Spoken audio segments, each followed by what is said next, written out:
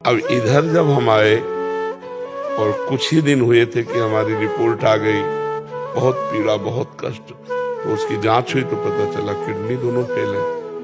अब हम साधन परायण थे, तपस्या, जितेंद्रियता, नियम, संयम, अब सब होश उड़ गए कि अब तो कुछ नहीं कर पाऊंगा।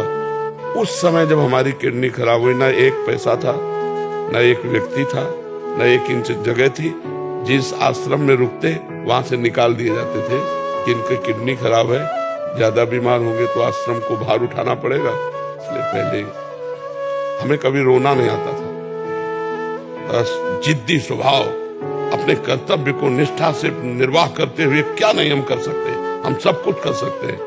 वहां हम फेल हुए। जब किडनी की रिपोर्ट आई और कोई साथी नहीं, उस समय न खाने का, न कोई बात करने वाला, न एक पैसा, न कोई हमें सपोर्ट देने वाला।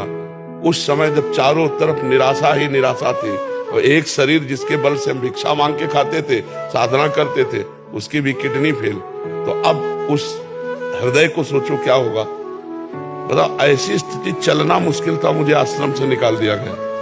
तो मैं उस आश्रम के महंत के पास जब गया, महाराज आओ महाराज, हमने कहा सुना है आपने हमारे लिए खबर भेज दी है कि आप निकल जाइए, तो अपराध बताइए।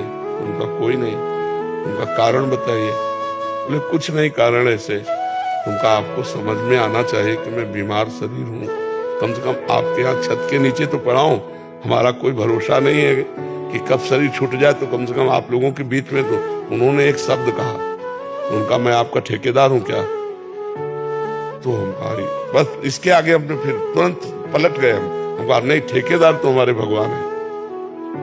हम कहा ठेकेदार तो हमारे भगवान है।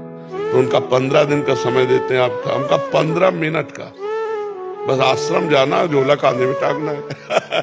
अरे बचपन से बैरागी है कोई, मतलब ऐसे थोड़ी कि घुटने टेक दे माया के इस प्रपंच में। नहीं नहीं, शेर दिल रहे, जिंदगी भर शेर की तरह, भूख, प्यास, गर्मी, सर्दी, हर कष्ट सहना। बस झोला उठाया चल दिया। राधा वल्लभ जी के पास गए, उनका कहाँ रहे, क्योंकि वही है हमारे मालिक। सत्य मानिए, गेट के बाहर नहीं निकल पाए थे। एक संत आए, बोले झोला वोला कहाँ लिए घूम रहे हो महाराज? उनका निकाल दिए गए। बोले आओ ना, बढ़िया व्यवस्था कर दी। धीरे धीरे श्री जी ने ये व्यवस्था कर दी। कितनी बड़ी व्यवस्था कर दी।